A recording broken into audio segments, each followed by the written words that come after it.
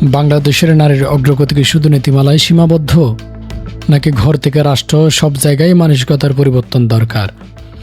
এই প্রশ্ন তুলেছেন বিএনপির চেয়ারপারসন তারেক রহমানের কন্যা জাইমা রহমান। রোববার রাজধানীতে এক কর্মশালায় তিনি বলেন, শুধু আইন বা নীতিমালা নয়, মানসিকতা বদলালেই নারীর প্রকৃত ক্ষমতায়ন সম্ভব। জাইমা রহমান জানান, নারীর ভূমিকা শেখার প্রথম জায়গা পরিবার। আইনের আগেই পরিবার ঠিক করে দেয় কি সম্ভব আর সমাজ কি প্রত্যাশা করে।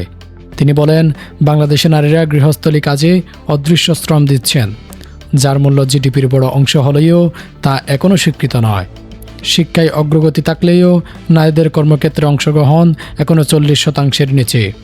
পুরুষদের প্রতি আহ্বান জানিয়ে তিনি বলেন, সমতা শুধু কথাই নয়, ব্যবস্থা ও মানসিকতায় বাস্তবায়ন করতে হয়। শেষে জাইমা রহমান বলেন, নারীরা এগুই পরিবার, সমাজ এবং পুরো বাংলাদেশ।